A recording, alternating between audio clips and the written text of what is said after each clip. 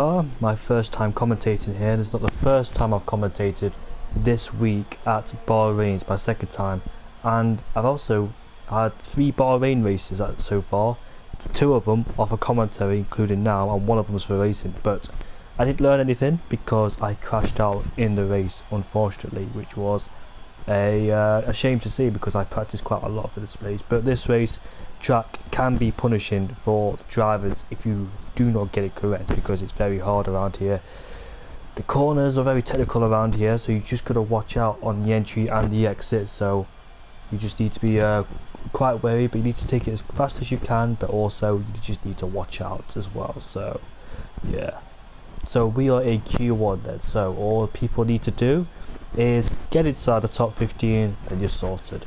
That's all you need to do. So you don't need to push too hard unless you're one of those drivers who do struggle with pace. Then you have to up your pace and try and get inside Q2, then eventually move on to Q3. But Q1s is just all chilled.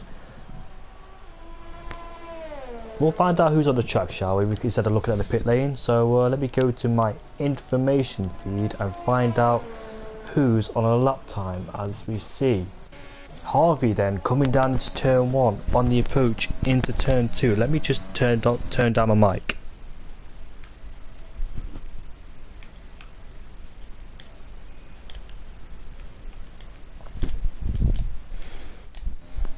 Apologies for that, my mic was loud, but Harvey completely misses turn 6 en route to turn 7, which will slightly compromise him on the entry then as we head down into turn 8.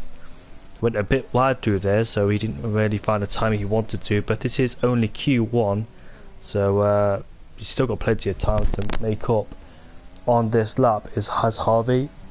I raced Harvey, but in different circumstances. I raced him in the F2 cars, but not the F1 cars, so a massive difference in the F1 and F2 performance cars. So we'll see how Harvey does then. A 106.7, I can already tell you that I think going out wide won't do him any favours whatsoever. So he will invalidate that lap time as we go on board with somebody else. Shadow Moody, because I think he's closest to the line. So he comes through.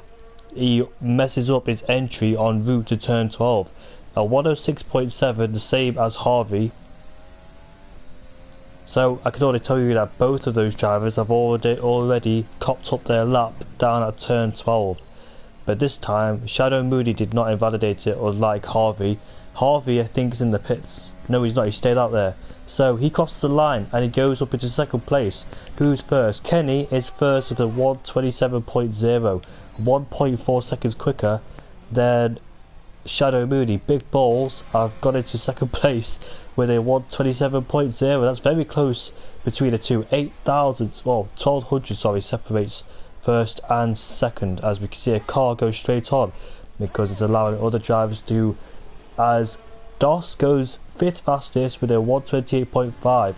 we've got more lap times coming in. Kerry has gone quickest with a 126.5, half a second up on second place.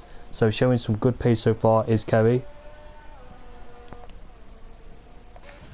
Who else there on a lap time? Killer's on the outlap, as you can see. His teammate's gone in the pits. Jack DNF. Harvey on his second lap time. This time he does not invalidate as he comes to the final corner.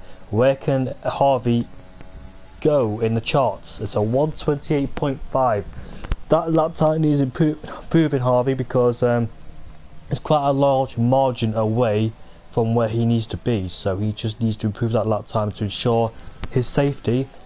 Sakir Bean on a lap time, he's currently down in 9th place. His first lap time wasn't a representative, probably exploratory lap, or he made a mistake. And crossed the line is Shadow Moody. He's gone up into 4th place. Any wider than that, Saki, he would have invalidated it. As he now approaches the final corner, breaks at the 100-meter mark, heads down into the final corner, as Craigo goes into second place with a 126.8, as Saki goes up into 8th place with a 127.6. So we've got a variety of different times on the boards there, some in the 26s and some in the 27s, and we've got 3 down in the 28s.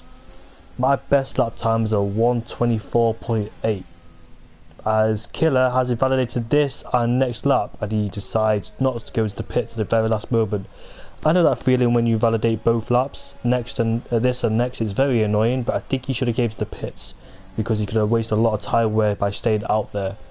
So who else is out there then? We saw that Crago went into 2nd place. Nervy is in 4th place at the moment. He's done 2 laps on his soft compound tyres. Is he continuing? I don't think he should continue because he's running out of ERS, so I think he should back out of it. I think he has backed out of it or not. I can't quite tell. He's still on a hot lap, but it looks like he's still going for it. He's currently down in 4th place, and the Williams of Kenny has retired from the session, so he's confident that he's made it through into Q2. So that's like a pretty confident lap time from him, down in 3rd place. Nervy then comes to turn 11, which is one of the difficult corners on traction, as he short shifts his way out of turn 11, coming into turn 12. He's running out of fuel, as you can see. Oh, he's 1 second down, there's no point continuing on lap time. Jack DNF down in 7th place, en route to the pits because he's running out of fuel. As Saki being, I think he's going for another lap time, or has he improved? I can't quite tell, I didn't really see in time. He's headed down into turn 1. Elsewhere, oh, has he spun? Yes, he spun the car off of traction, and he will not be happy with that one. He should go off to the pits now because he's ruined his tyres then. Right then, so we've got Doss going out of the pits, and he has set a lap time of a 1:28.5. There's a Renault right in front of us, and that is Warrior Huntsman, who's going to start his first flying lap time, but he's invalidated it, so he will not start his first flying lap time. Jay Williams then, let's see what he can do in the Red Bull. Coming towards turn 12, and he's set a 1:05.9 in the middle sector. Daytime race at Bahrain, tyre temperature is going to be a big issue in the race, depending if you put your tyre pressures all the way to the left, because it could be a light qualifying session and a dark race, but I'm a commentator, so I have no idea what the weather is or what it is like the daytime or night. As he crosses the line, he goes up into 8th place. He's half a second off in 7th place, so massive margin between 7th and 8th, and he's what, 600 quicker than 8th place. Who else is out there? We've got Killer J, who's out there sliding his way through turn 8, which is not going to help his tyres whatsoever, especially with overheated issues and grip issues. Also, a quick entry, which is not going to help him either, because that's compromised his exit coming out of turn 10. Hello Yuri, how are you, mate? Glad, nice to see you here. I had a Bahrain race earlier at 6:30, and guess what? At this corner I spun it and crashed. Yep, I'm in a championship fight, and guess what? I just bottle it. Talk about bottling, we've got Killer J, who's invalidated his lap time, and I can't quite tell what he did in the middle sector because I didn't really see it in time, so depends how much fuel he got in the car, he will go for it again. I am very good myself, mate, thank you very much.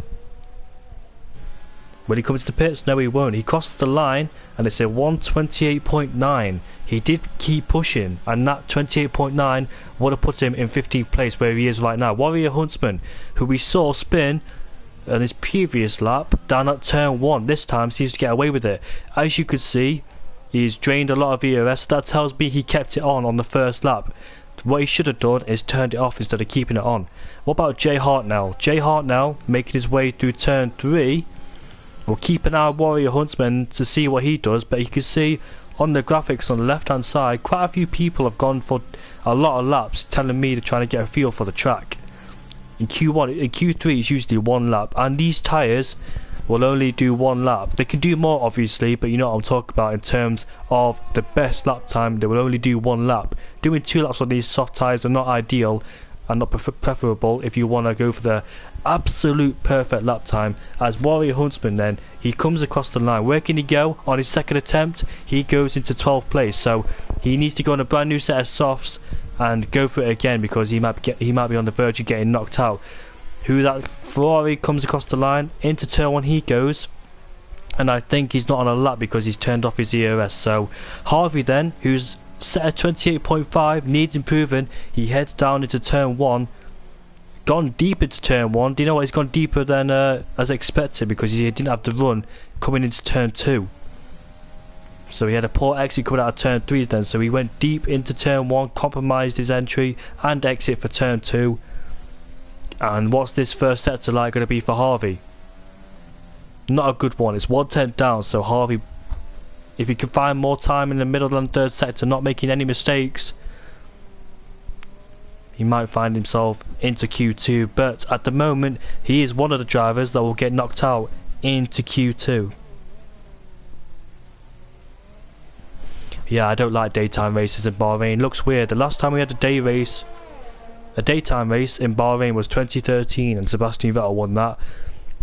It looked beautiful race of the night in 2014 when it was Rosberg versus Hamilton in that year. I think Hamilton won. Rosberg had, oh, there's a Ferrari that spun and he's in the wall, and Harvey is still 1/10 down in that middle sector, so he definitely needs to find some time or else he will get knocked out. Same with Killer J, down in 17th place. He's coming to the first sector and it's a 28.5. I don't know what they should be setting in that first sector, but anyways, Harvey's coming through the final corner.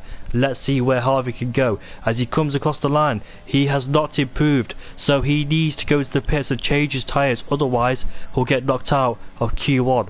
Killer J then headed towards turn 10, slides his way through turn 10. You can see a lot of wheel spin on the exit as Shadow Moody is right behind him. Shadow Moody is in a lap. It doesn't say our lap on the screen, so he must be just on a lap or following him. Hopefully you don't distract him, because I tend to get a lot of distractions if someone's behind me in qualifying. A 106.6 in that middle sector, goes deep into turn 13, not getting the best of exits, not carrying the speed he wants to deliver it at its absolute best. As you can see, he started to run out of fuel as we come towards the final corner, then takes a lot of the curb. Decent exit coming from the final corner. Killer J, as he comes across the line, does he make it into Q2? No, he doesn't, but he gets ahead of Harvey, only just though, and he's gone up into 16th place. Harvey then, he needs to stop doing laps on those tyres and he needs to pit, because doing those laps on the tyres will not improve his time, because 4 lap old soft tyres is not ideal. He's 2/10 down in that middle sector, so he needs to go to the pits and put on a brand new set of soft tyres, otherwise he'll get knocked out and there's no use in doing that. Maybe these are exploratory lap times, see if he can push the limits or not, as he will go to the pits then. So put on a brand new set of softs and go for it again, and not make any mistakes like he did in that first corner by going deep, which compromised his run into the second corner. Elsewhere on the track, I think someone's just gone up into third place, which is Jack. Jack has made himself up into third place. As you can see, he has changed his name to Jack DNF. Hopefully he doesn't do that. So the quickest time overall is a 26.5. Jamie in second place with a 126.5. Jack in third place with a 126.8, along with Krager with a 126.8. Jay Hartnell with a 126.9. Kenny in 6th place with a 127.0 for Kenny, Nerva and Big Balls. Shadow Moody down in 9th place. Is he on a lap? I think he started, no, I think he was on a lap because he fell out of ERS and going to run out of fuel as well. Both Ferraris have came out of the pit lane then, and 2 of them, well, one of them's nearly out in the drop zone, which is Anthony Stan. Anthony Stan's in the on the track coming down into turn 4. Killer J, he's in the pits. He's also done 4 laps. MFCU Harvey is out of the pits on a brand new, hopefully, set of tyres. Yes, he is. He is on a brand new set of tyres then. And he might do 1 lap only, depends how fast he will take this out lap.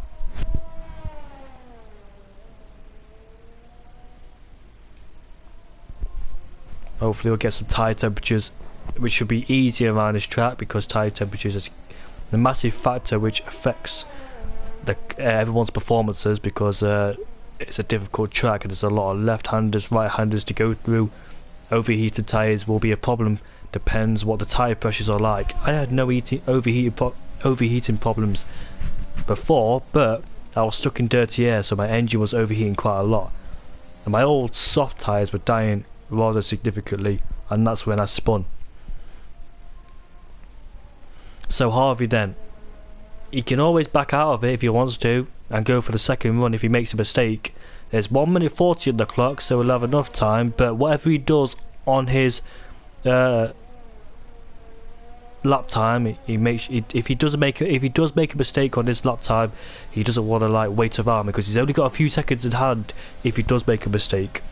Right then, so on board with Harvey as he approaches the heavy braking zone, brakes before the 100-meter board, down into turn 1, a much better, cleaner exit from him, and a good run into turn 2 and into turn 3 as well. Used the curb there, but which he didn't, so that could have cost him a little bit of time. As we head down into turn 4, another difficult corner because the exit of it, very easy to lose the car by spinning on traction. 1/10 up already, which is good signs, but he needs to find more pace if he wants to get through to Q2. Shadow Moody's retired, knowing he's safe. And Killer's in the pits, so he will not go for it again, and he will be out of Q1. Will not progress into Q2. And here comes Harvey then, as he comes down into turn 11. Does he use all of the curb on the entry to get a decent exit? And let's see what this middle sector is like. Is it enough to beat Anthony Stan? There's a 6.2, he's 2/10 up. This is not enough. He needs to find more time in that last sector to try and get ahead and get into Q2. But Anthony Stan has moved himself up into 12th place. He is safely through. His teammates on the cusp of getting knocked out. Depends if Harvey knocks him out. Here comes Harvey then as he comes across the line. Will he knock him out? He doesn't get through, but he improves his lap time and he moves up into 16th place. He is 1/10 away from DOS. Is DOS on the lap? I think so. So Harvey and Killer J are knocked out of Q1, and DOS is safe. He's 2/10 down, so he's not on a good lap time. And there's your classifications then. Bear with me for a few seconds, folks, because I will go to get a drink. I forgot to get one because I was a little bit late because I had to do some college work. Apologies about that, people.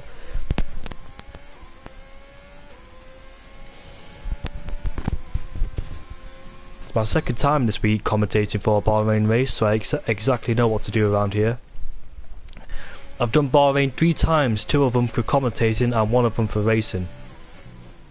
In fact, Anthony Stan, is he on another lap time here? He does need to go for it again. I'd suggest him to come into the pits because he's safely through. Oh, Harvey, I swear the session's ended.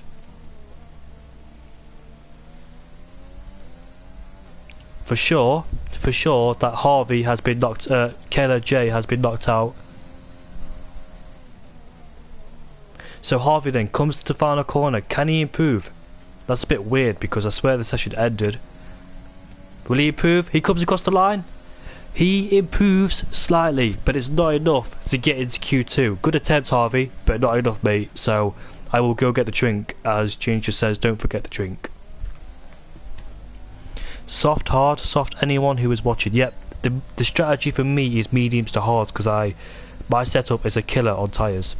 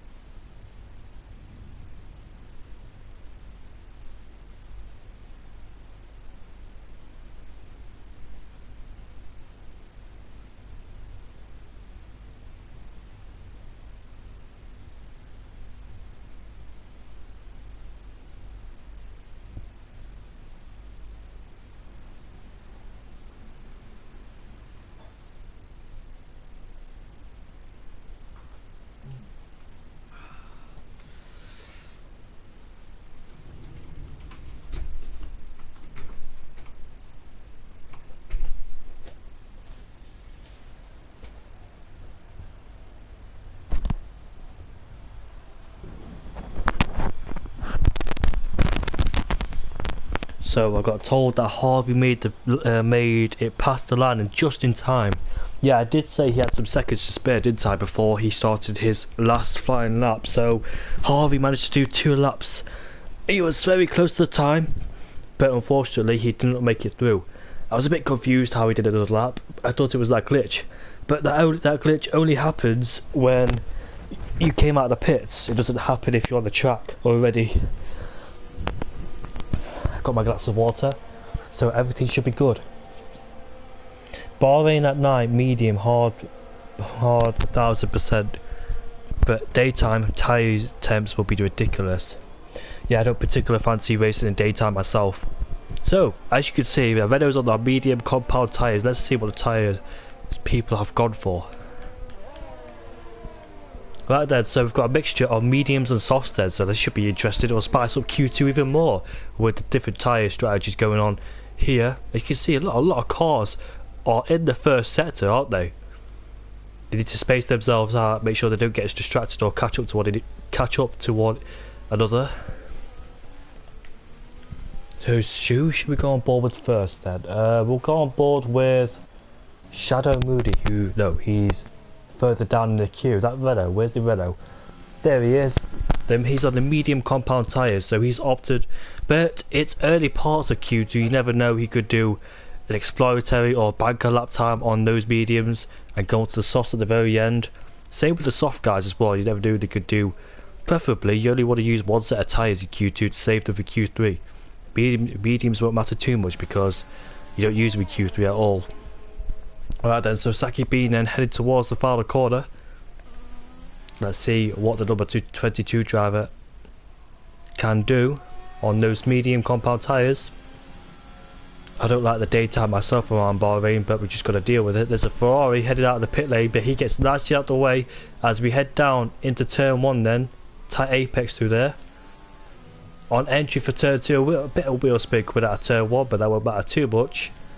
We'll compromise him just slightly, but as we head down into turn 4 then, another corner that is very difficult to take, especially on the exit, because you can lose the car very easily on traction. Coming through turn 6 now, turn 7. Needs to rotate the car in turn 8, goes a bit deep, it won't matter too much, but he slides his way through turn 8. Double left-hander down at turn 9 and 10. People find this difficult. You can see he's making many steering adjustments coming into turn 9 and 10. That tells me he's not confident enough to only steer once instead of steering 2 or 3 times. A bit of understeer through there. The car really not communicating well on the fronts.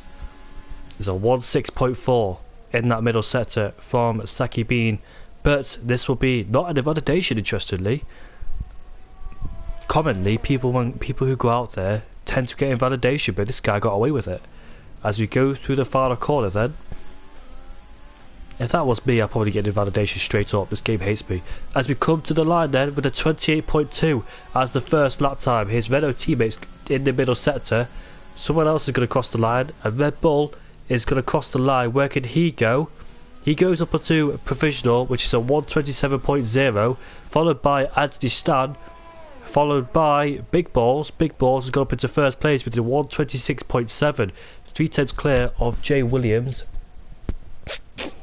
Ferrari crossed the line to do his flying lap. Warrior Huntsman goes up into 6th place with a 128.6. He's 4/10 slower than his teammate. Yeah, possibly, but his teammates just spun and he was on his in lap, wasn't he?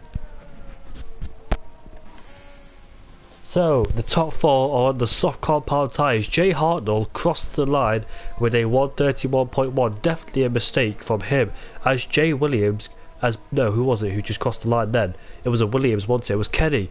Kenny goes up into 7th place with a 128.6, and Mercedes of Crago goes up into 5th place. Alfa Romeo gets off the track to let the Williams through.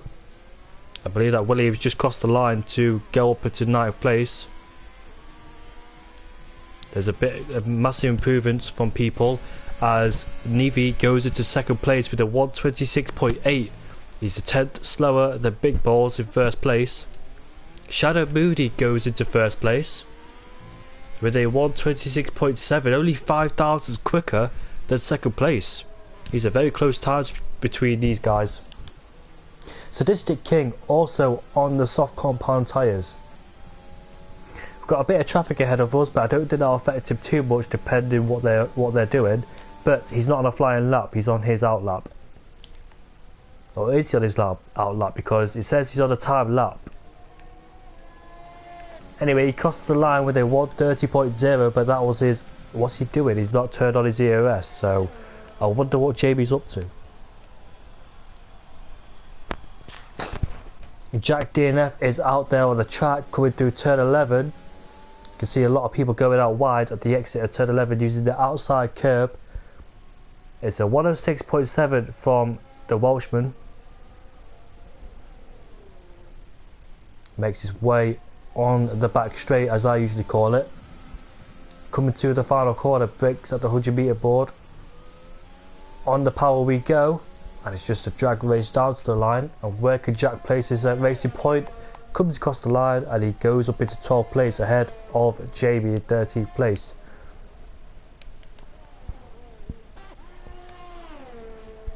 He doesn't improve his time, doesn't he? I don't know why he's out there on that set of soft compound tyres. You should be in the pits because Q2, whatever you set your best lap time on, is the tyres you start on. And his best lap time is on the soft compound tyres. He's done 2 laps of them, which is not really ideal for a track like this. So the best thing to do for him, because tyre wear is quite high around here, he needs to get back in the pits and put on a brand new set of softs, because I think this will be his 3rd lap. He's done 2 laps already, this will be his 3rd, including the out lap and the in lap. So he should come in the pits, put on a brand new set of softs, do 1 lap. If he improves, head off into the pits, because he's cost himself a lot of tyre wear if he stays out on that, and it's not ideal for the race as well. So Nivi needs to head off into the pits, put on a brand new set of softs and go for it again, because I would hate to start 3 lap old tyres, including the formation lap, because you know the tyre wear is used in the formation lap. I didn't think it was last year, but this year for sure it is. Craigo, the highest medium runner, he's down in 7th place as he heads off into the pits. I think he might have to go again because I don't think he's safe. He's done 2 laps on those medium compound tyres. I think he should definitely go again because he's not safe. As he heads towards the line, he goes up into 8th ahead of Kenny. He's done 3 laps on those medium compound tyres, so I think he's going to definitely switch over to the softs, because I wouldn't do more than 1 lap unless I have to. Depends what track it is, but for this track I wouldn't do more than 1 lap on the softs. I would go into the pits and do a brand new set, put on a brand new set of softs and go for it again. Doss down in 13th place, he's 3/10 up, so let's see what the Ferrari man can do. As he comes across the line, where can he go? He improves his time, but he doesn't go anywhere, he stays in 13th place. Jay Hartnell's under pressure. Interestingly, he's got us the medium compound tyres, so does he believe he's got enough pace to try and get himself in the top 10 and start on those medium compound tyres? Almost losing the car at the 4th corner, which I was talking about earlier on in this qualifying session, with difficulty with traction at the exit.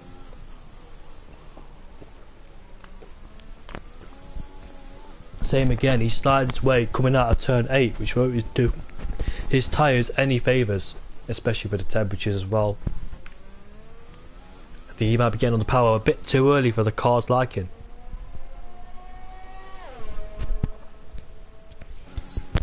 As he heads towards turn 12, this is turn 11, sorry, the next corner is turn 12, which is right here. It's a 1.6.2, apparently gone purple in that middle sector, so this could be a good lap time from Jay Hartnell. I've seen a lot of people do a 6.2, so where can this lap time put him? Will he get inside the top 10 on those medium compound tyres? His first lap was on the softs, but that wasn't really representative. As he comes across the line, where can he go? He goes up into 9th place. Doss then, he's on the medium compound tyres. He'll be headed off into the pits because he's on his in lap. Sadistic King, Jamie, the only one, well, apart from Jay Hartnell, who's on the track. So Jamie then has switched over to the medium compound tyres. He was on the softs earlier, probably doing a few laps, but I would have saved those softs for Q3, depending how many soft tyres he's got in his allocation. He's got 4 minutes left, has Jamie. Let's see where the Scotsman can go. Right, so opens his DRS. I'll take you through a lap of Bahrain then. Approaching 207 miles per hour. Brake before the 100 meter board. When it gets close as you can to the first corner, you can easily overshoot it, but it gets you a better run coming into turn 2. DRS wide open on the middle straight. Coming down into turn 4 then. Clip the apex. Be careful of traction coming out of turn 4. As come through turn 5 and turn 6. We're going to kiss both apexes through here. Avoid the outside curb. This one you need to rotate the car as much as you can to get a decent exit coming out of here. Usually I take it through first gear. Double left-handed, then you want to brake in a straight line and try and get the best exit as you can. Get on the power straight away. Decent exit coming out of turn 10. I'm the better Scot. Sadistic King then coming into turn 11 uses a lot of the curb, but he did use the outside curb on the entry for turn 11, as you should do to gain more time. Coming down into turn 13, 1.5.7, so this would definitely get himself in the top 10, because we saw Jay Hartnell do a 6.2 in that middle sector. As we head towards the final corner, we want to use the outside curb for a better entry, but he doesn't use that. As Sadistic King, he comes across the line and he goes up into 7th place. He's the highest medium runner, and I don't think he has enough time to get back in the pits and go out again unless he does that glitch. But I'd do it if I was him, but in a professional way I wouldn't do it. So everybody's still in the pits then, so are they happy? They've got enough time to go out the pits, but I don't think Jamie has got any time to get out of the pits again.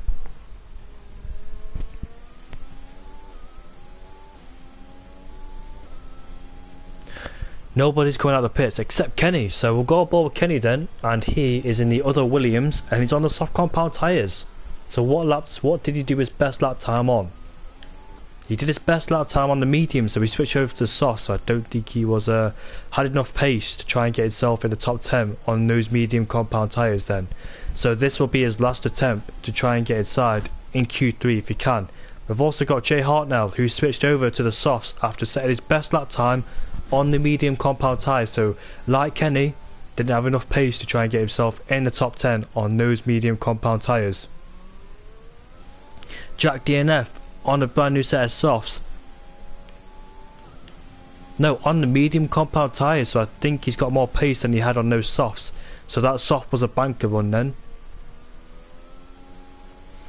We'll see what the tyre strategy is in the next few minutes, because the top 6 are on the softs, downwards, so on the mediums, except some of them.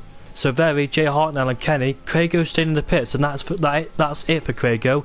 He will not take further part in Q2, so he best hope that he doesn't get pushed out of Q3, because Jay Hartnell, Kenny and Jack DNF are out there on the track, and they could push Craigo down. So could Jamie as well. Jamie's out into the pits. We're watching his teammate as we head down into turn 1. Brake just before the 100 meter board. You don't want to overshoot the first corner too much, which he doesn't. You get on the loud pedal. Use a lot of care with turn 2. On entry to turn 4, probably the most difficult part, because it's very easy to lose traction through here.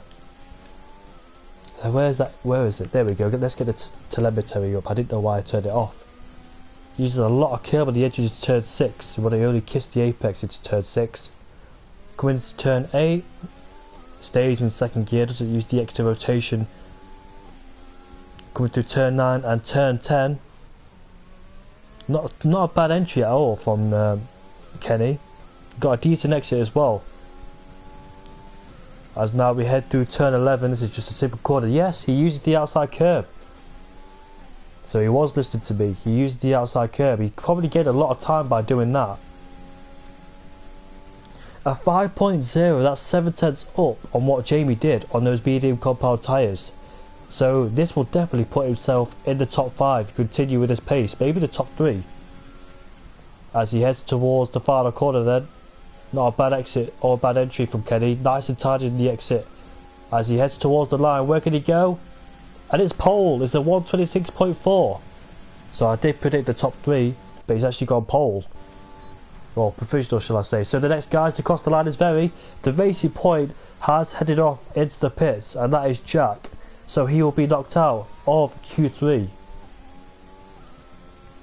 So Very and Jay Hartnell. Jay Hartnell coming towards the final corner. Can he push Very outside the top 10 as he heads towards the line? Can he do it? Yes, he can. He goes up into first place. Very with a 5.1. That's a decent middle sector from him on the soft compound tyres. He's going to push out Craigo if he doesn't make a mistake or invalidate. So Craigo will be pushed outside the top 10. And he can do nothing about it whatsoever because he's in the pits.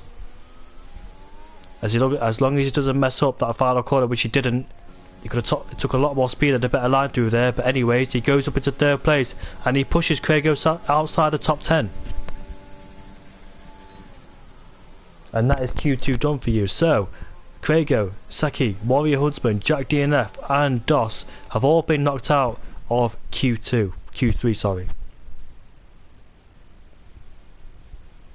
I wonder what happened to Jack, because I think he made him, I don't know, I don't want to assume, but did he make a mistake on that soft compound tyre?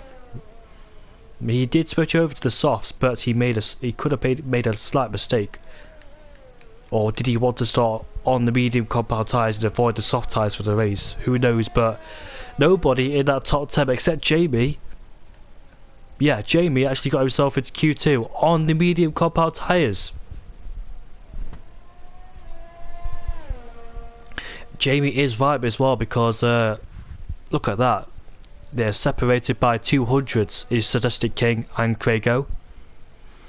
Luckily Craigo didn't come out of the pits and put a brand new set of softs. Jamie is the only one to qualify the mediums inside that top 10, so he has the luxury on starting on probably the better strategy in my opinion, depending on where the safety car comes out. So the medium tyres has better durability than the soft compound tyres. So when the top 9 eventually come in on lap 7 or 8, Jamie will take over the race depending where he is. He will go for that longer strategy compared to the top 9. And I don't know who we're waiting for. I think we're probably waiting for Craigo.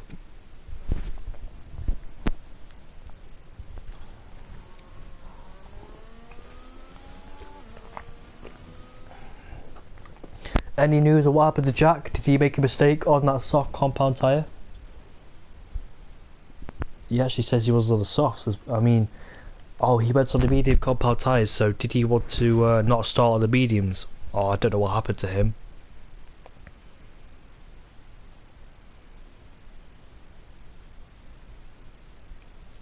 DOS, Jack, Warrior, Saki and Craigo have all been knocked out of Q2.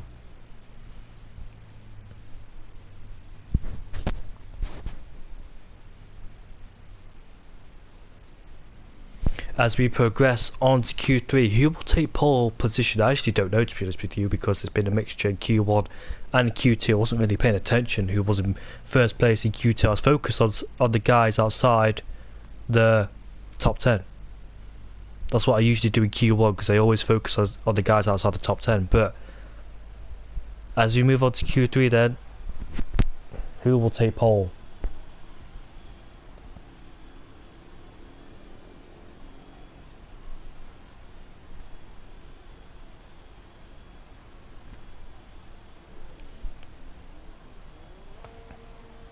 So we see a Ferrari coming out of the pits.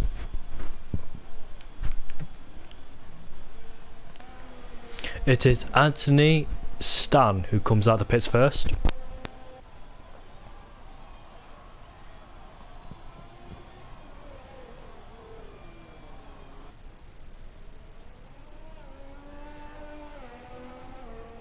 We've got some more cars heading out of the pit lane. We've got the Red Bull, we've got the AlphaTauri heading out of the pits, we've got the other Ferrari.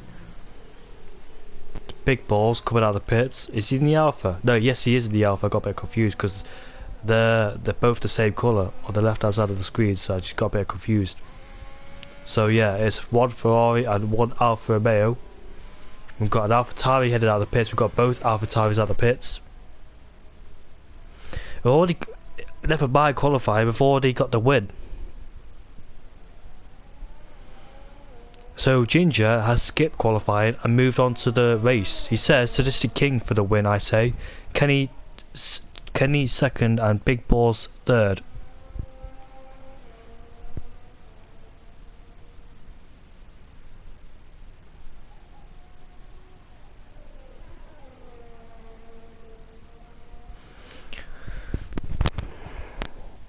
I didn't really check the tyre temperatures in the race because I had a race earlier here tonight, and I can tell you that my soft tyres were absolutely destroyed.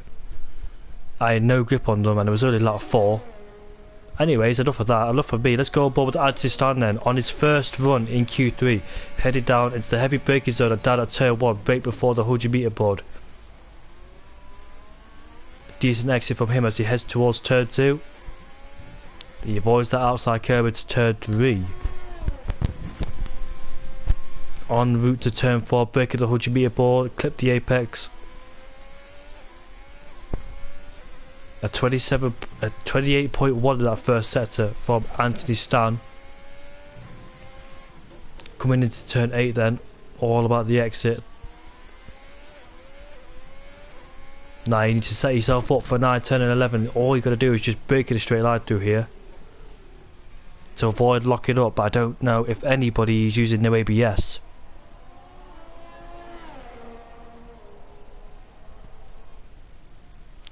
Ginger minus the R, Indigo, Rindigo. Ginger minus the R, Indigo. Come on, I've known you for a good couple of years now. Mate, my memory's so bad, I can't remember what happened yesterday. In fact, I actually can't remember what happened yesterday. But anyways, we come through the final corner for Anthony Stan. And let's see what this time is like for first run in Q3. It's going to be a 27.8. And that's provisional pole from him. The Red Bull is the next man to cross the line, and that's Jay Williams. Where can Jay Williams place his Red Bull as he crosses the line? It's going to be a 27.1, a massive margin between first and second by 7/10 of a second. Jesus, it's a big margin, isn't it? Shadow Moody comes across the line, it's a 27.9, and he's a 10th down on second place. Who's the next man to cross the line? He's invalidated it. Has Kenny. Big Balls has made a mistake. Shadow Moody, he's got up into 4th place. Very's coming to the final corner then, in the racing point. Can he get close? As Big Ben has gone up into 1st place with a 26.9. He takes pole position by a few hundreds, and it's a 26.9 from Very. Who else is out there to set a lap time? Nevy's coming to the line. It's a 26.6, and he's 3/10 up on Very. So a Haas driver is on pole at the moment, as we see some guys coming to the pits because they probably invalidated it or made a slight mistake. So is Shadow Moody doing a second lap? I always do 1 lap on these tyres, not 2, because 2 laps will just not provide you the grip you want to do the absolute maximum on this track. But anyways, he's going to do a second run, and let's see what this middle sector is like. He always has time to come into the pits, by the way, and he's 7/10 up, and he's invalidated it. So he will head off into the pits then. We'll go aboard with Jay Hart now because he's out there on the track. There he is in the Mercedes as we head through turn 8. We didn't see what his first sector was like. Going a bit deep and sliding through turn 8 as well. The car that accepted the input, he's put it through the throttle. Coming down into turn 10, slightly misses the curb and also slides through his way to turn 10 again. A lot of sliding through the rear is happening. Coming through turn 11, so I wonder if the back end is just unstable or he's applied the throttle a bit too early that the car would alight. As he's coming through the middle sector, and it's going to be a 5.1 in that middle sector. That's a decent middle sector, I think, from what I saw in Q2. Really hope it's a night race because I don't like daytime races in Bahrain. Doesn't look good. It doesn't look the same, does it? As we head through the final corner, misses the apex. The car wanted to just slide on the rear. As he comes across the line, this could be a 26.5. He's got a pole. Despite all that sliding, he can find a lot of time if he doesn't slide. So that's why he needs to focus on. He doesn't need to slide through the corners. As Anthony Stan has retired in the pits, so that's it for him. Go on board with big balls then. I don't know what happened to him on his first run. We definitely saw him coming out of the pits in the first run, but might have made a slight mistake as the Alfa Romeo driver. As Shadow Moody's retired, so they should preferably do 2 runs in Q3, but they're only doing 1. I wonder why that is. Have they used enough set of tyres? Have they not saved enough tyres for Q3? Who knows?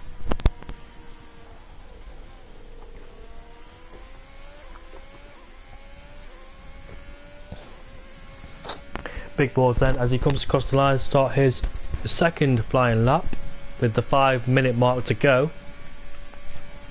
He shares the track with Big Heart now, who's going to head off into the pits and go on a brand new set of tyres.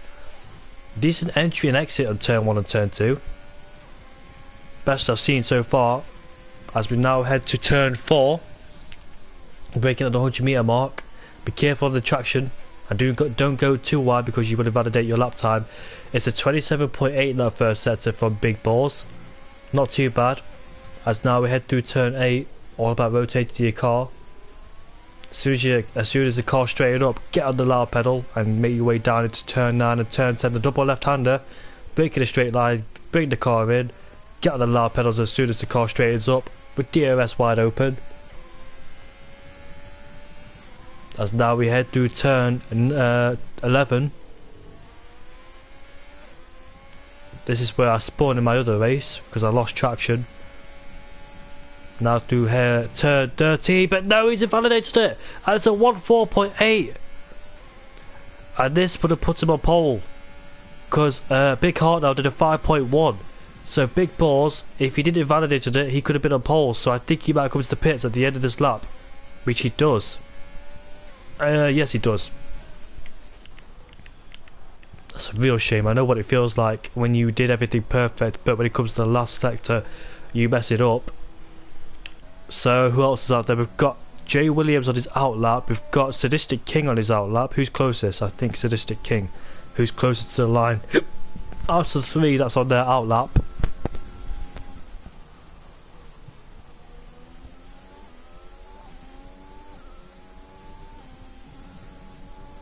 Oh, I understand what you mean, Ginge. I called you Ginger by accident. One of my best mates is called Ginger. Well, that's his nickname anyway.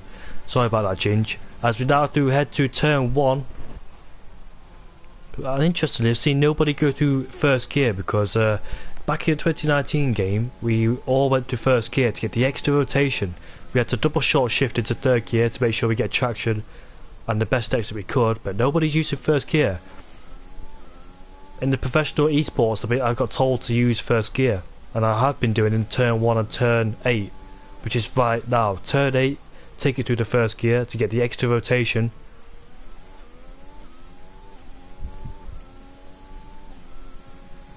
We do turn 9 and turn 10 then. We've got 3 more drivers coming out of the pits, which is Nevi, Very and Big Ben, the main protagonists of this qualifying session. If Jamie can hook up this lap together, we might see him on pole. End in the middle sets, it should be a 5.1 if he wants to get anywhere near the pole time. It's going to be a 4.8. It's exactly what Big Balls did in that middle sector, but this time he didn't invalidate it. This could get him on pole position if he continues this momentum into the last sector. As he heads towards the final corner then, gets a decent exit on the loud pedal with DRS wide open. This will put him on pole position. He comes across the line with a 126.3 and he's on pole position.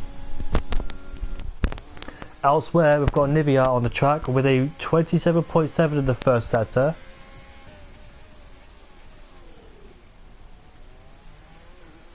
Short shifted quite a lot on the exit to make sure he doesn't get any wheel spin.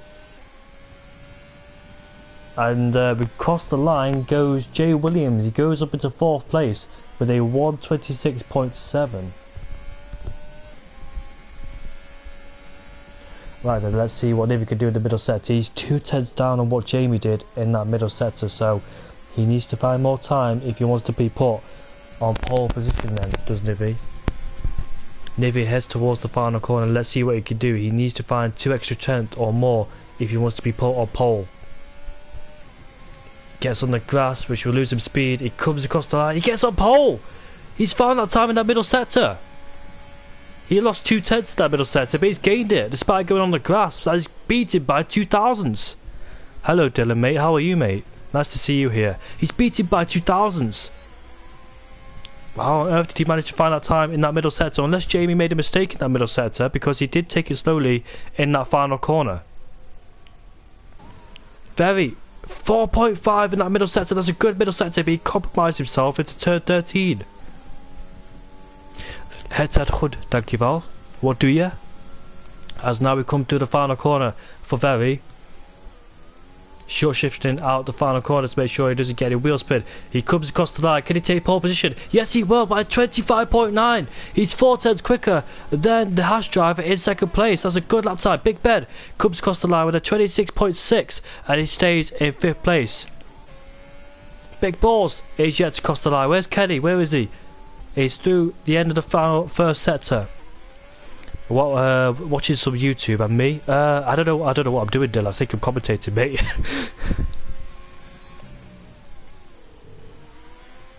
So Big Balls that he did a 5.1 in that middle sector. What is it like in this middle sector?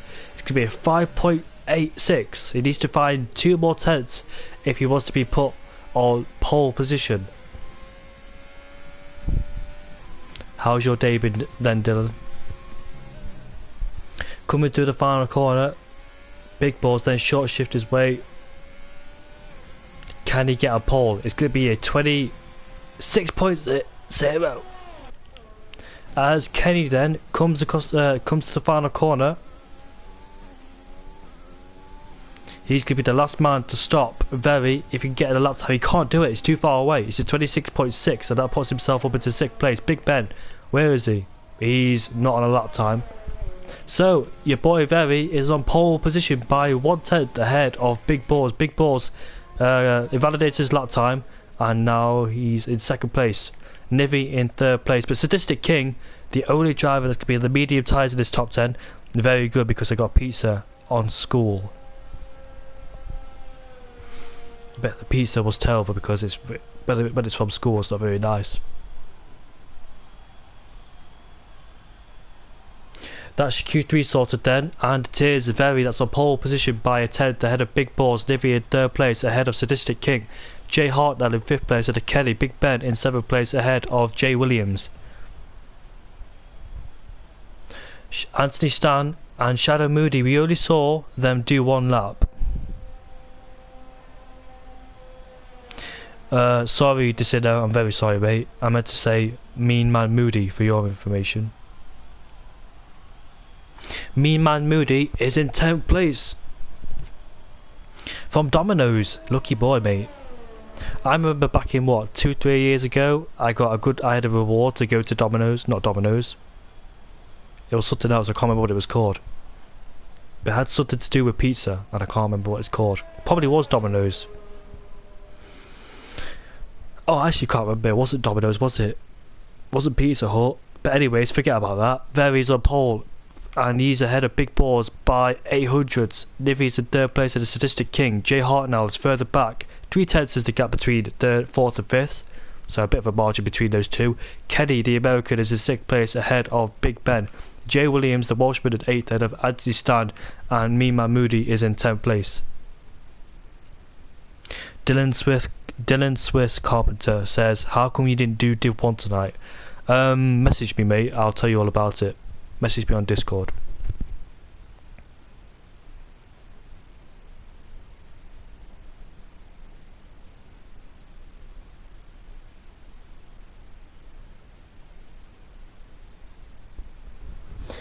I remember that Q3 session that Anthony Stan and Shadow Moody only did 1 lap.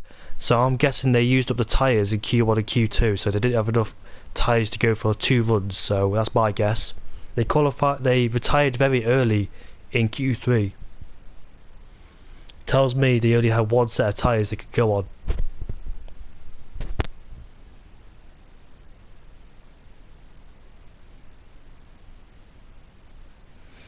Thank you, Dylan, mate. That's a very nice thing to say. Patrick says, let's go DOS 14. I think he's in Alpha or Ferrari driver, if I can remember correctly.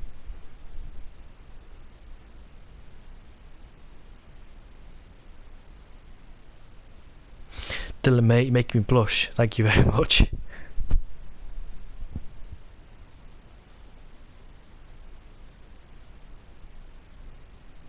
My best time around Bahrain is a 24.8. Could have gone quicker, but I messed up in that final sector. I lose a lot of time in turn 1, turn 2. That's where I lose the time the most. Anywhere else on the track, it's fine.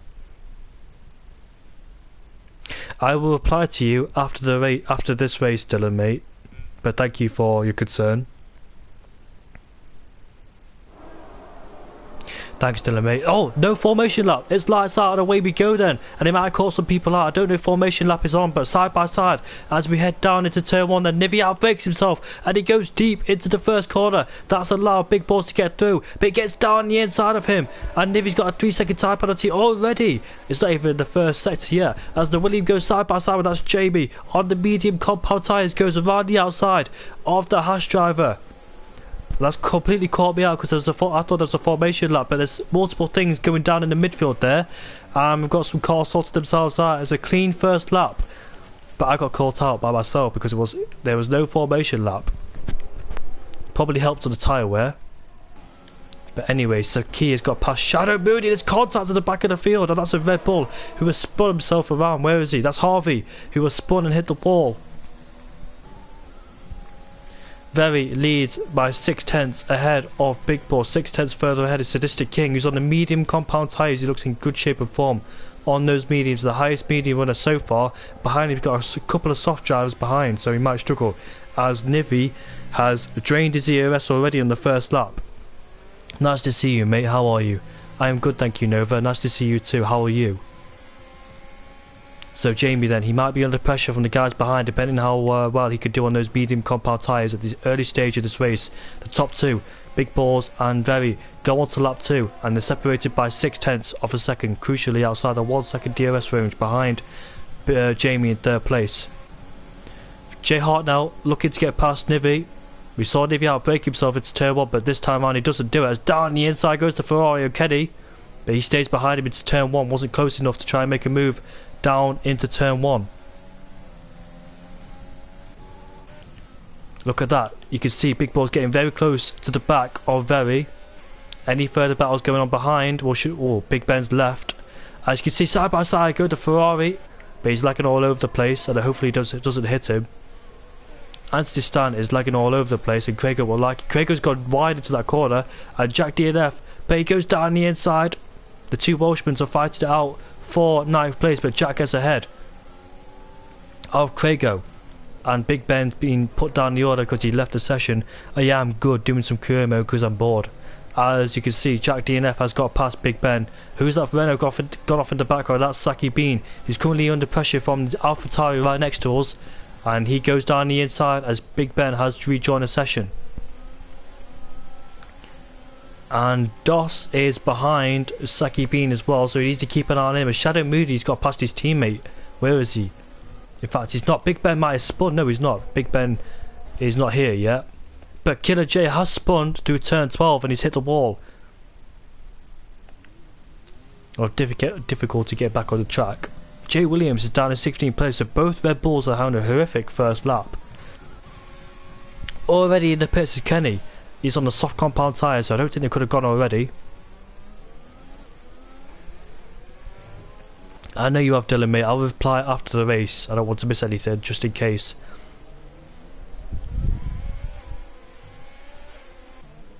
So Kenny then, he's in the pits. What's he doing? Is he having a front wing change? I don't know if he had a front wing change or not, but He's on the hard compound tyres, and I don't know if he could go to the end on those tyres or not, but we'll find out soon. I can't really see the gaps between anybody because it's disappeared. Jamie, did you see the SHR constructor stand? It's me, Mikey and I are in first place. Congratulations you two, hope it stays like that.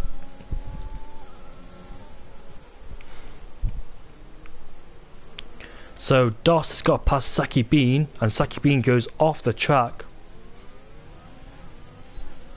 Might get awarded for that one because his class has cut in the corner. Massive overspeed, but why doesn't it show me the gaps? What is wrong with this game? No, it can't show me the gaps whatsoever, so game's having a bit of a glitches, so I'll keep an eye on everything as I can. But it looks like Big Balls slightly drops out the 1 second range of DRS. He looks like he was close to him on lap 2, but coming on to lap 4 he has dropped outside the 1 second range of DRS. Not only that, he has drained his ERS as well, so he can't particularly use any power down the straight if he wants to get past that racing point in front of him. Jamie's doing a good job down in 3rd place. And look at Jack then, he goes down the inside of the Ferrari into turn 1. Has he made it stick? The Ferrari trying to fight back? Yes he has, he's made it stick.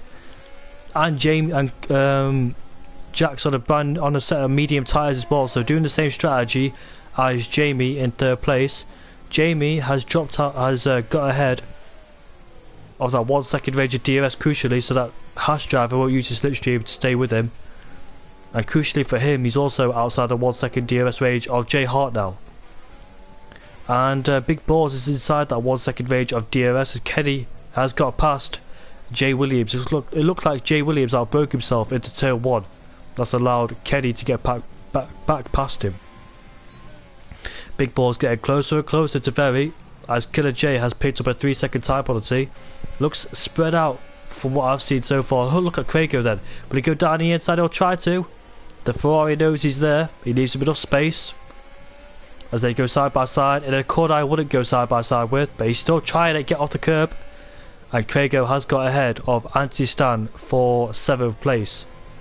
And he also picks up a time penalty as well, so bit harsh, but it's in the game's rules not to do it. As Big Balls is closer and closer to Very. He's barely got any EOS as he goes down the inside into turn 1 they go, but Very tries to outbrake him. Yeah, the racing point has the inside line, but Big Balls has got ahead before the corner. Goes off the track, so he might pick up a warning for that one. As down the inside goes Warrior Husband.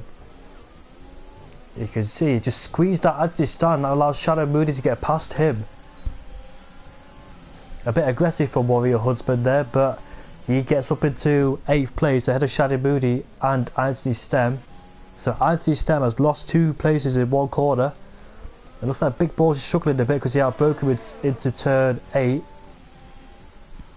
We head down into turn 12. They both missed the corner completely. You can see sliding out the exit because those soft tyres are just wearing out. Those soft tyres are coming to an end probably in a few laps time. That's when Jamie comes into play in 3rd place because he's on the medium compound tyres and will go longer compared to the guys in front and the 2 guys behind. Not many soft runners in the top 10 anymore like it was in the first part of the race because those soft tyres are starting to wear out and those mediums are coming into play.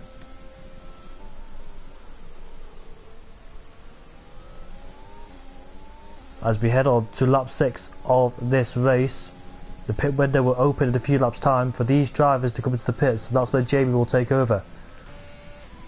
Not many battles going on further behind us, they're quite spaced out, aren't they? Who's that Ferrari? That Ferrari is Anthony Stem and he's going to go into the pits.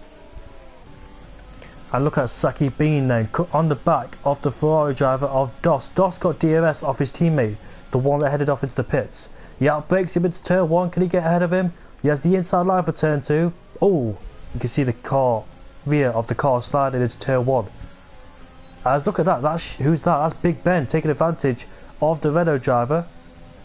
Will he go down the inside? Nope, he's too far back. As we've got a spinner. That is the racing point.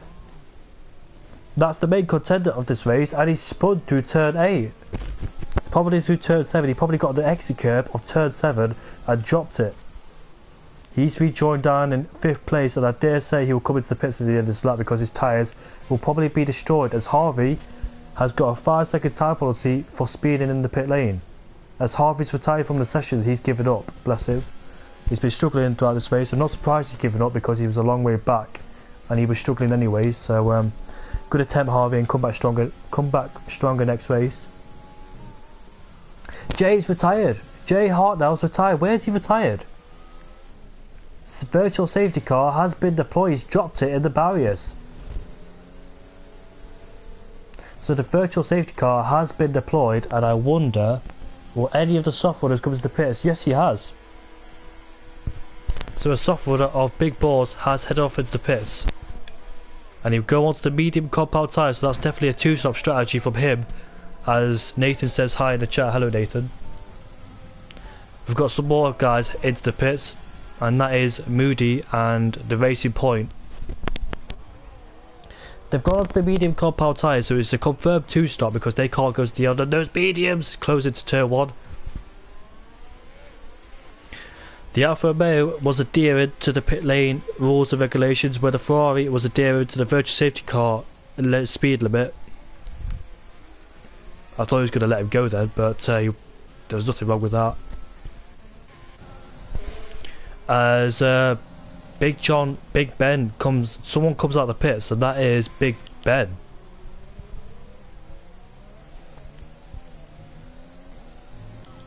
I look at Kenny behind Jay Williams, as Nathan says, just won a league race on wheel with no traction, and hope you're okay, mate. 1, I'm very good, mate, and 2, congratulations on that league win, you deserve it. I'm happy for you, mate. Hopefully you can find more confidence and progress on that wheel. Kenny bounces off that curb. So the only soft runner left in this race is the Haas driver, and I think it's best for him to come into the pits because those soft tyres will wear out, and he will constantly lose time behind on those medium runners behind him. He stays out, but the one thing he needs to do is turn off the ERS, mate, because look at him. He's kept the ERS on. He needs to turn it off.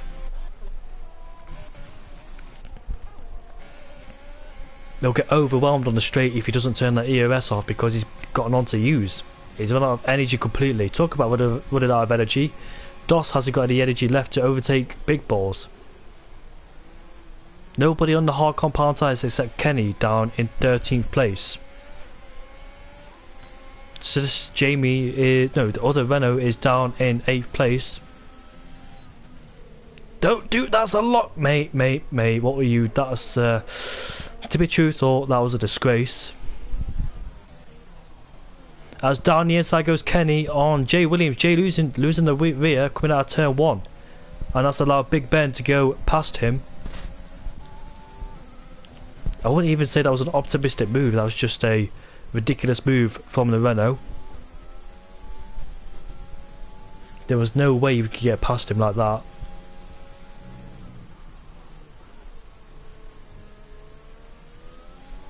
Jamie then in first place, having a comfortable league in ahead of Nivi.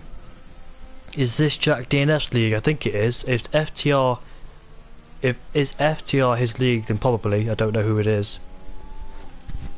Ginge, are you still in the chat, mate? Who's going to win the race now, do you think? You said Jamie will win the race, as the Haas driver is finally heading to the pits. Someone might need to message him, tell him to turn off the ERS because he's just using it all and wasting it all.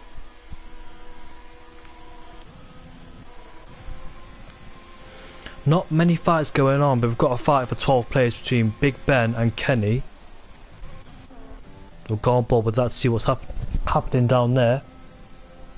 Kenny's on the hard compound tyres. Big Ben's just came out of the pits on a brand new set of mediums, so expect Big Ben to pull away from Kenny because he's on the better compound of tyres.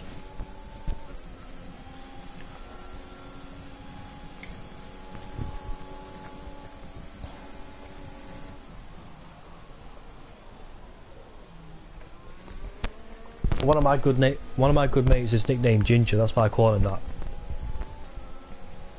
Yeah, I know, Nathan. I know. I'm supposed to say Ginge, but I get confused. So look at that. We've got Sadistic King, Jack, and Craig who are the top 3.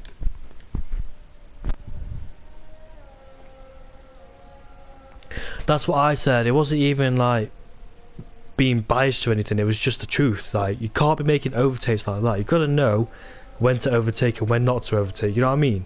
You can't be making overtakes like that because you paid the price for it by spinning. You just can't be making such ridiculous moves. You got to give credit to Jack because Jack started down in 14th place. Look where he is now. He's in 2nd place. He's done a fantastic job. Look at that. Warrior Huntsman has just got overwhelmed as we got a crash. That's Kenny who's just spun through turn 12. He rejoins, but has he got any damage? I wonder. It looks like he's just got away with it, so he's escaped with damage free. And we've got Killer J who's in the pits. He did have an early spin in the race, so that explains why he's so far down the order.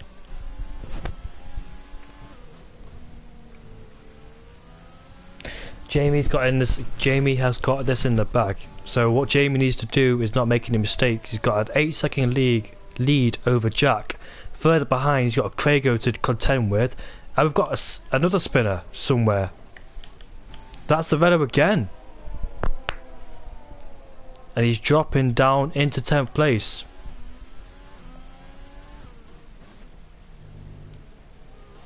Hopefully he doesn't give up because he is in the points, and yeah, hopefully he doesn't give up. I hope you stay with me in the comment section because it is a bit of a boring race, not gonna lie, but if anyone causes a safety car, bring the pack back together, could be an interesting one. Shadow Moody then, he's what? 8 tenths behind the Hash driver. The Hash driver is on the hard compound tyres, so he should find it a little bit easier at this stage of the race, but those hards will come back into play in the Hash driver's favours.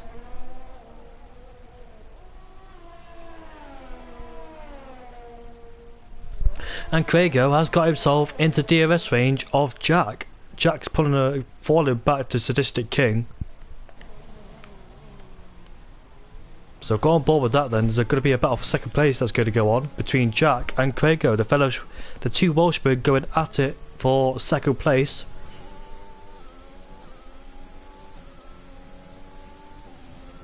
They're both on the same tyres. They're both on the same same range of tyres. So should be equal between the two.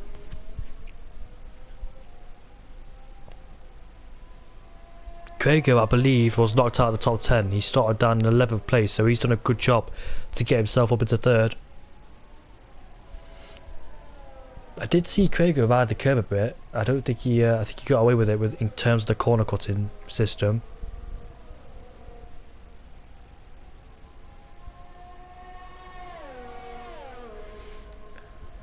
As you can see, Jack is running out of ERS, so it tells Craigo that he's running out of power down the straight. The red light is flashing for Jack, indicating that he's running out of power. And the virtual safety car has been deployed at a very bad moment for Craigo.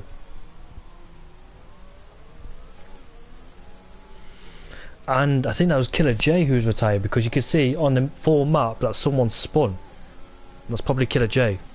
He was on a set of brand new hard tyres, so I think the tyre temperatures weren't into his window and he lost grip and he spun.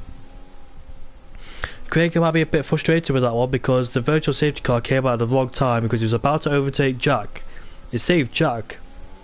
Jack would be grateful for that virtual safety car to go out. Also, it gives him a chance of saving ERS. So he's got 2 advantages with that virtual safety car. 1, not being overtaken, and 2, saving a bit of ERS to play with down the straight by protecting himself from Craigo behind him. In about 3 or 4 laps, we might see another cut happening from Craigo. Who will come to the pits first? Will it be Jack or will it be Craigo? Oh, yellow flag's down to sector 1. I believe that's the Renault again. He's just come out of the pits as that Renault onto a set of hard tyres. Jack going a bit deep down to turn 13.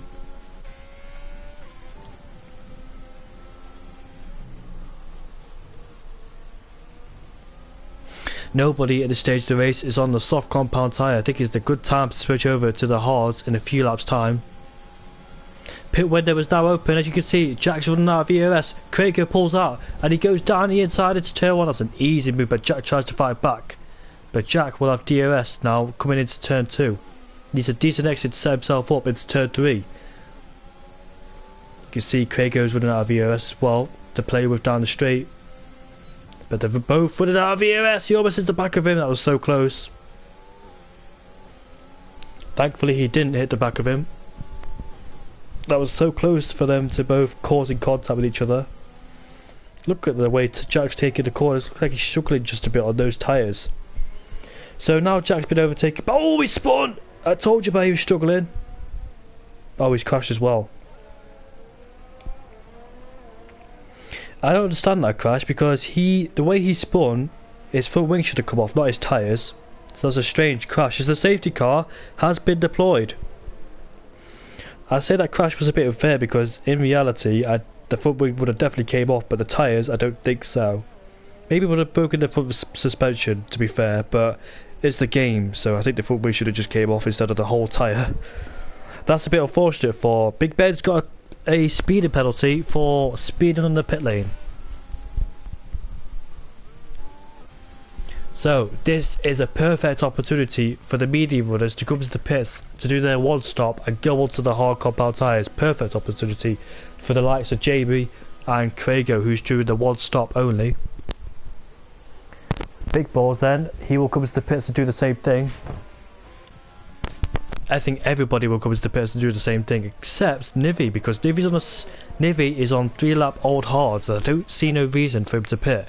Unless you want to go on the medium tyres, but will they make it to the end? Probably, but when it comes to the pits, no he doesn't.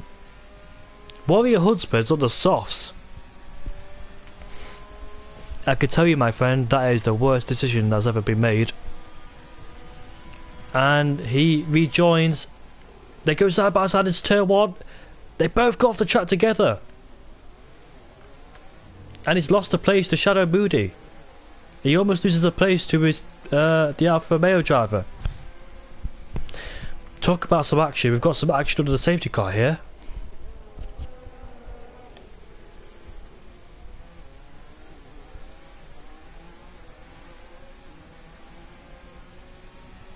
I dare say that the Haas driver got ahead of Craigo before turn 1.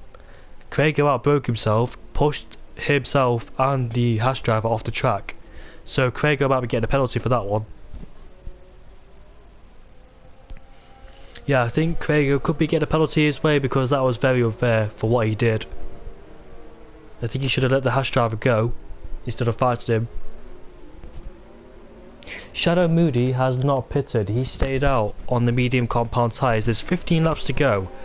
We're under the safety car. Can he get those medium tyres to the end? Warrior Huntsman will definitely have to pit again, no doubt about it, no cap about it, he will definitely pit.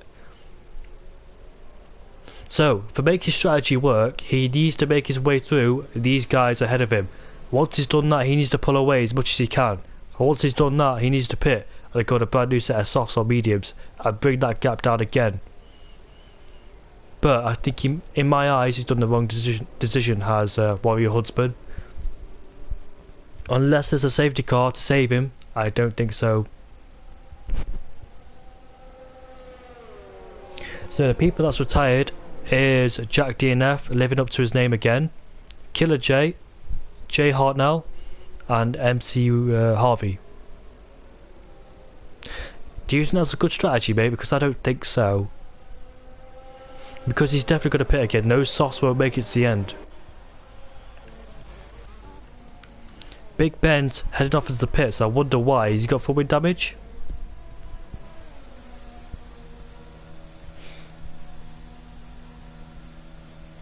We will find out if the AlphaTauri has got front wing damage. That's the only reason I could say. Yes, he has. Yeah, it was the only reason I could think of for him to come to the pits, because he changed tyres already. He's back on his 7-lap old medium tyres.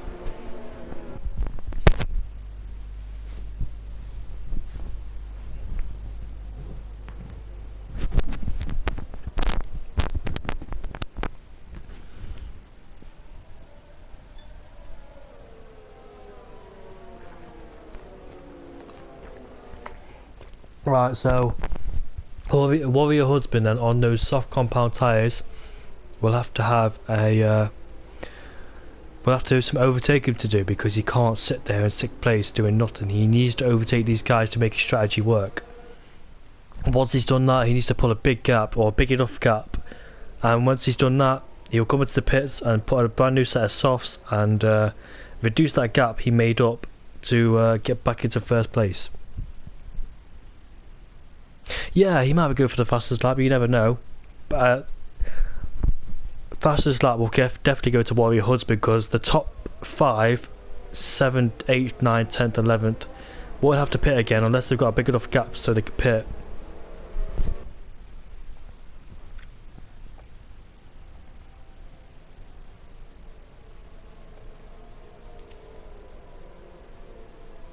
Safety car is in this lap.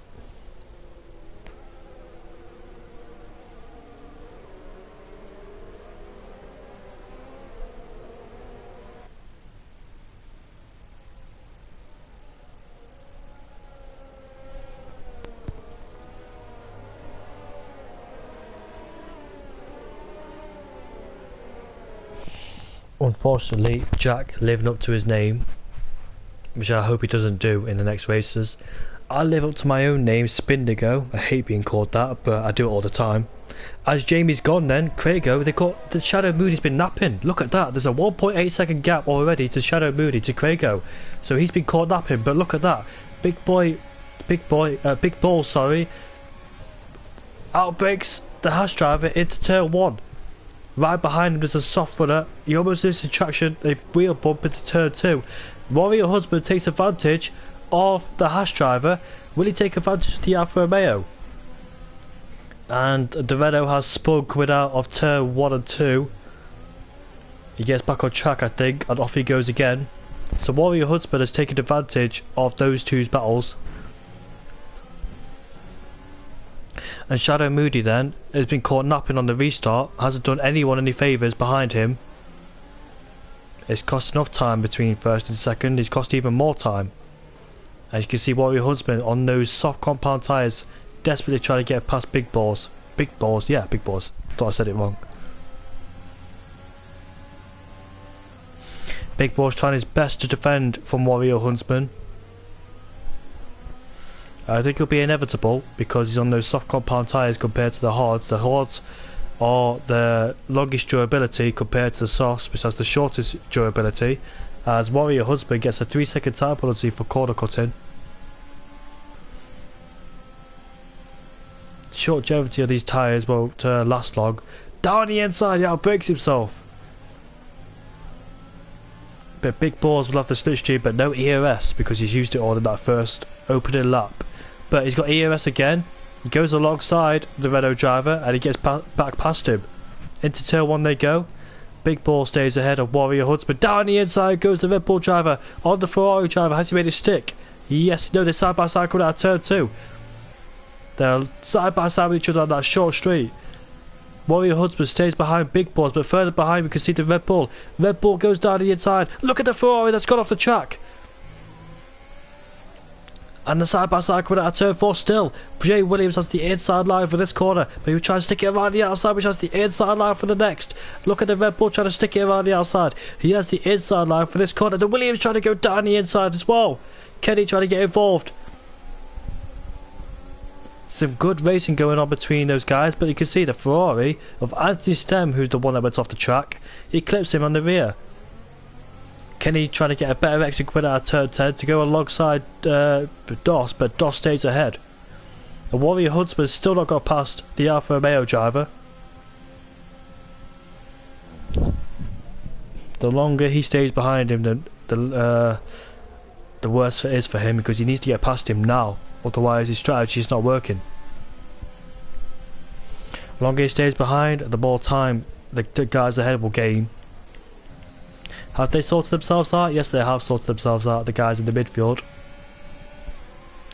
You can see Big Balls in the slipstream of Shadow Moody. That's going to compromise Warrior Huntsman because he's stuck in that DRS train and he can't do anything about it. What about the guys behind? Look at the Williams goes down the inside into turn 1, outbreaks him. and he's got the move done. Nice and stick. Well done to the Williams driver for making that move. Warrior Huntsman hasn't done what he's supposed to do on those soft compound tyres. They will come to an end shortly in a few laps time if he doesn't overtake that Alfa Romeo and he gets stuck behind him. They will have overheated issues as well, those soft compound tyres, because the mediums and hards have a bigger surface temperature compared to the softs. Yeah, I saw that between the Ferrari and the Red Bull. That DRS train I was talking about has not done Warrior Huntsman any favours whatsoever behind Big Balls. So he's stuck behind him and he's stuck behind Shadow Moody. And that restart hasn't gone well whatsoever between Shadow Moody and Warrior Huntsman. Tries to go down the inside but he can't quite make it. But using overtake now, he's running out of ERS is Warrior Huntsman. They're both braking late to try and get ahead of each other. They've both barely got any ERS to try and play with. Any of them, well, barely any of them have. Kenny has got past Jay Williams. Oh, there's a bit of contact between the Renault and the Alfa Romeo there. I didn't quite see what happened. I thought he backed out of it, but he made contact instead.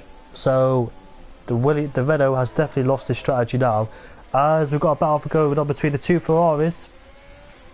Doss stayed ahead of his teammate. Someone spun. That's Big Balls has spun. Not the first driver to spin there, and he won't be the last driver ever to spin there. A lot of drivers have done it themselves. Even professional ones have done it.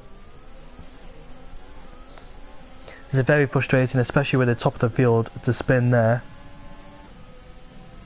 So Craigo has dropped outside the 1 second DRS range of Sadistic King, so Sadistic King looks like he's got this under control. Jay Williams has got past Big Balls. Has he got any foot? Yes, he has got some front wing damage, so he must have hit the wall on the way. Must have bounced off the wall as well because it was facing the right way around. As you can see, he's got no grip through there, as the Ferrari will overtake him. And the other Ferrari will overtake him too. As you can see, Warrior Huntsman is back in this behind Shadow Moody, but Shadow Moody will come into the pits for some reason. He's also... Why is he in the pits, I wonder? Those tyres can't be dead for sure because they're only 11 lap old. Has he broken his front wing? No, he hasn't, so he's gone on a brand new set of medium compound tyres, serving his 5 second tyre penalty as well. Warrior Huntsman puts on a brand new front wing. The two Ferraris going down into turn 1 together, as Doss stays ahead of Stan. I really hope there's a good battle between the first and second place, because Craig goes 1.3 seconds behind Sadistic King in first place.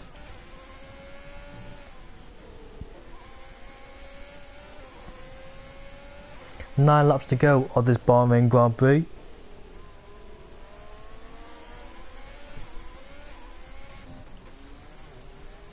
There's a battle between the Haas driver and Kenny. Kenny should find this easier because he's on fresher tyres and he's on a better compound. So he should find this a bit easier compared to the Haas driver. These tyres are not bad, they're still good, the hard tyres, but medium compound tyres are better because they're younger and he's on a better compound altogether. So he should be able to close up and try and overtake the Haas driver in front of him. But the Haas driver is doing good to hold his own place. Warrior Huntsman has gone on to a brand new set of soft compound tyres and he's hunting down Shadow Moody. And Kenny's outside the 1 second DRS range, so we should good ball with Shadow Moody, Warrior Huntsman, sorry. Anthony Stam is too far behind his teammate to make any move into turn 1. Warrior Huntsman tries it to the last corner, but he realises he's got DRS to try and overtake him down the straight.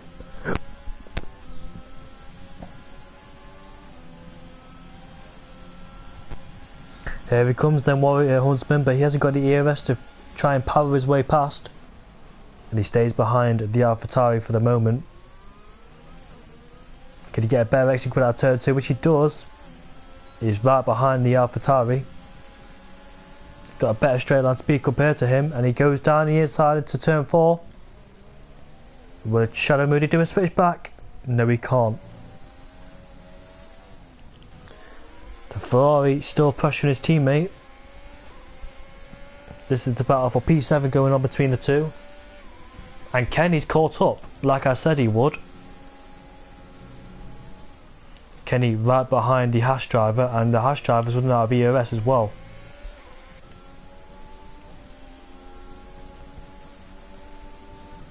So the Williams driver could use his ERS down the straight to power himself past the Haas driver. It should be easier because the Haas driver is vulnerable to protect himself.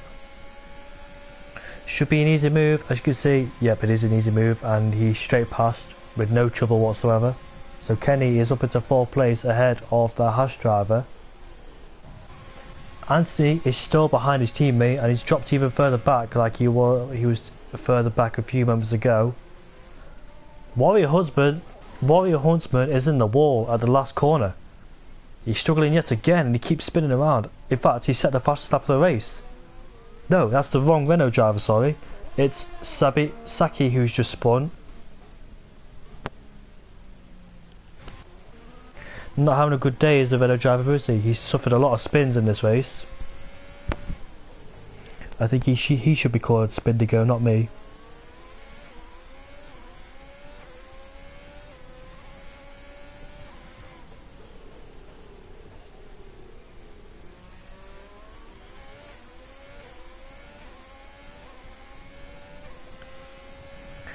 There he is then. Anthony still can't get past his teammate down this this third DRS zone. The closest battle we've seen so far. The Haas driver still staying in contact with Kenny. He's just outside the 1 second range of DRS to stick with him.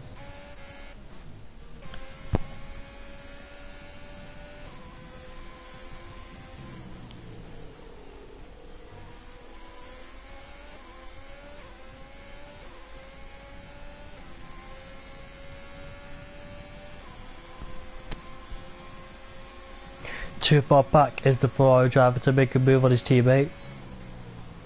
He's saved a lot of ERS compared to his teammate, more than half. Way more than half compared to his teammate, so definitely got a lot of ERS to play with, and I think he'd rather use it now, just in case it's too late to make a move for it later in the race.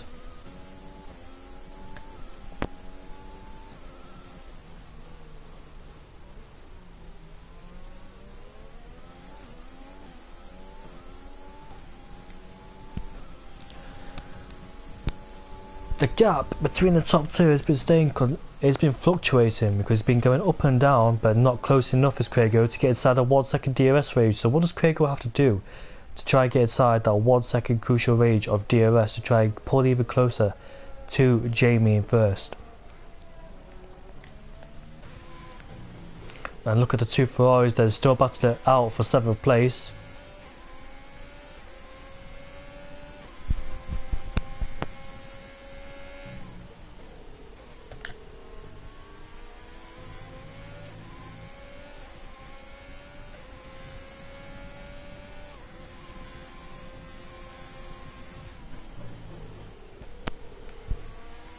Is the Ferrari driver close enough to his teammate? He's definitely good saving the ERS is Anthony, but he needs to start using it to try and overtake him. He doesn't want to spend too long behind him before it's too late to start closing in on him. I know another guy that does that, saves a lot of ERS but doesn't get past him. He saved it. He waited to the very last minute and it didn't work out for him. And there's an overtake down at turn 12. And that's Saki overtaking the AlphaTauri. He also goes deep into the corner onto the gravel. The dirty air not helping him whatsoever.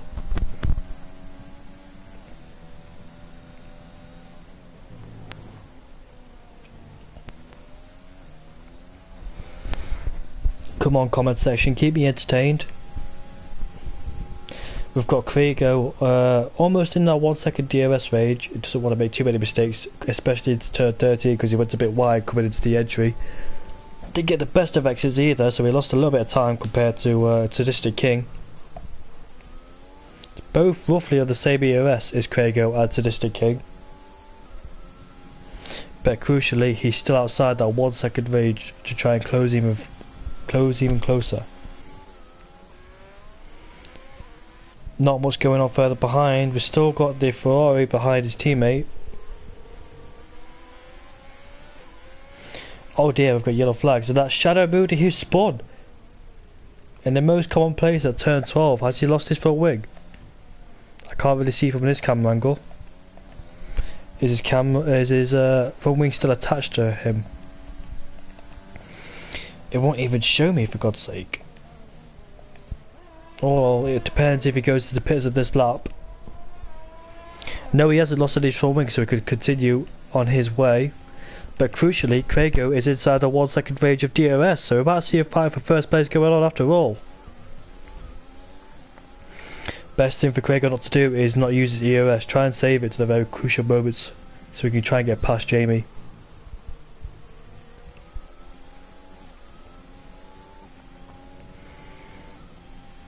As the Renault driver has set the fastest lap of the race as expected on those soft compound tyres.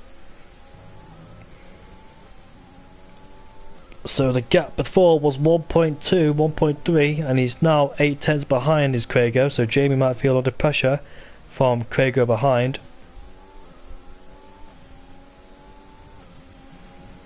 He has now DRS at his disposal. He try and close in even more on Jamie without using the EOS button.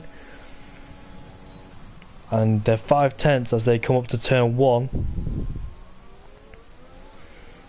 3 laps to go, Craigo. What can you do? Can you try and win this race? The AlphaTauri has spun, and that is Big Ben.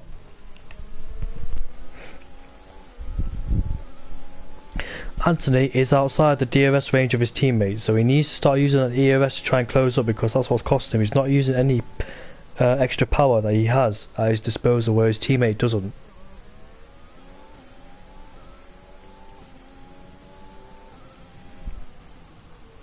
Five tenths, 4 tenths as the gap. It goes a bit deeper to turn 12. Might cost him a bit on the exit, which it does because you can see the release that Sadistic King has the exit released like a rocket. That did.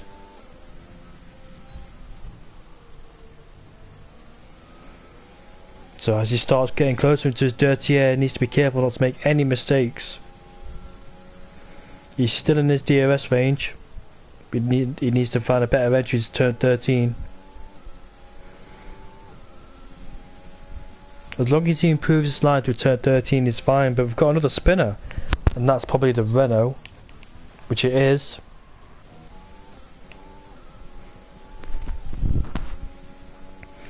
The Ferrari driver is back in the DRS range, so it looks like there'll be a fight between those two going on soon, but he can't afford to not use his save his EOS and not use it because that's just a waste.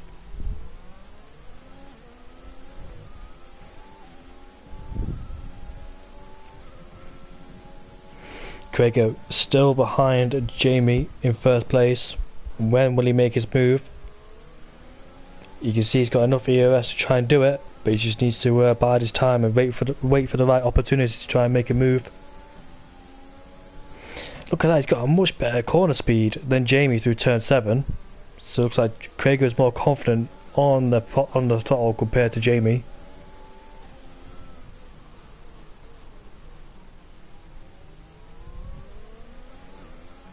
As you can see, Jamie gets a better exit compared to Craigo down at turn 10.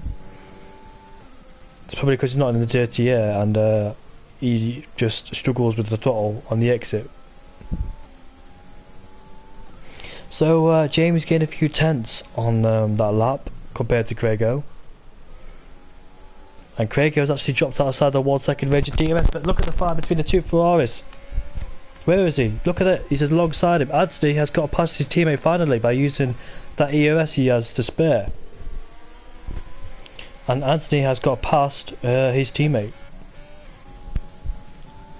And look at Kenny, he started to gain it, he started to close on the racing point for third place. So a battle for first and a battle for third going on between the two. So let's see, can Kenny get past the racing point down into turn 1? He's dropped the Haas driver behind him, and he's too far back to make a move into turn 1 then. Lap 28, there's 2 laps to go as the racing point outbroke himself, almost hits the back of him, does the Williams driver. As the Ferrari has got past back his teammate. He almost hits the back of him as well. As Kenny does not make a move down into turn 4, so he's got 2 laps to try and overtake him. Doesn't want to wait too long, and Craig goes back inside the DRS range of Jamie.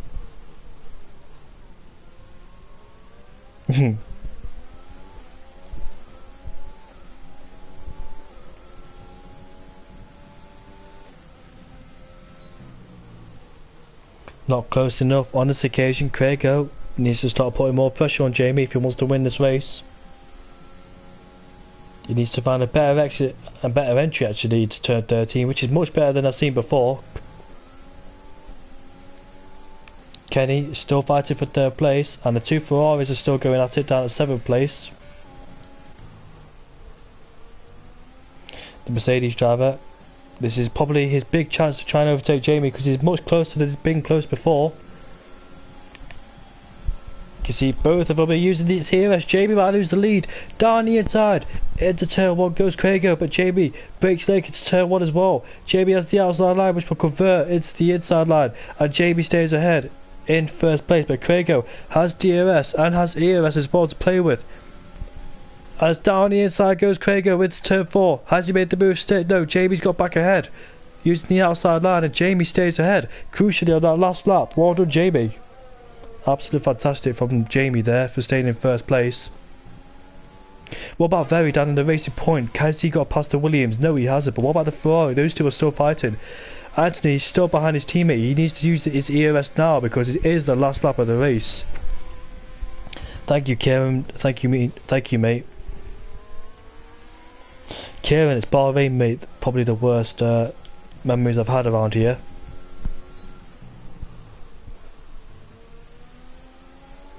Craig then, this is his last chance to make any move, but Kerry is outside the 1 second range of DRS. No, he's not. He's got DRS, but he's probably outside because he had a bad exit coming out of turn 10.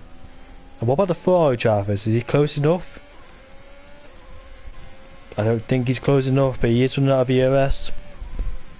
He is not close enough, but the battle for first place will go down to the line. And Jamie will win the Bahrain Grand Prix ahead of Craig. Craig had penalties anyway, so he would have won the race even if he got past Sadistic King. Kenny will come home to finish in 3rd place ahead of the Racing Point. The Racing Point takes 3rd place. Kenny's dropped down into 6th place. And yeah, the Ferrari finishes 7th ahead of Anthony. I've commentated. I've had a Bahrain league for 3 times now this week. Yeah, so I'm definitely bored of Bahrain. As we see, the midfields then come to the line as they finish the race. I'm definitely bored of Bahrain, mate. I've been in 3 league races where there's been Bahrain. I've commentated 2 but raced in one of them, and when I raced in one of them I crashed. Congrats to Jamie for winning the Bahrain Grand Prix and getting less penalties than Craig.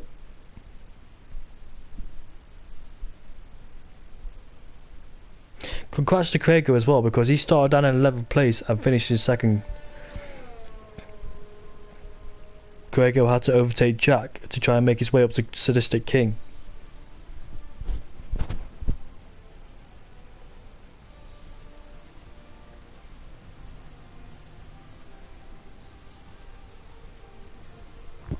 It was absolutely annoying, Kieran. I was so angry because I had good pace in practice sessions under the same format. Like, I did practice sessions, I went to the race and did my race pace, and it was better than the FRL pace, but I knew I did the wrong strategy, soft to hard. I should have done mediums to hards. My soft tyres were dead on lap 4 and I couldn't do anything about it. Condolences to my teammate as well because my teammate spun in turn 2, I think. Yeah, but I was super angry because I knew I could have been on the podium or win the race, but as they say, there's always next race. And look at that, Jamie and Very are the only ones not to get penalties, along with Shadow Moody. So 3 drivers actually didn't get any penalties. Congrats to them. Very, Shadow Moody and Jamie did not get any penalties in the race, so kept it clean.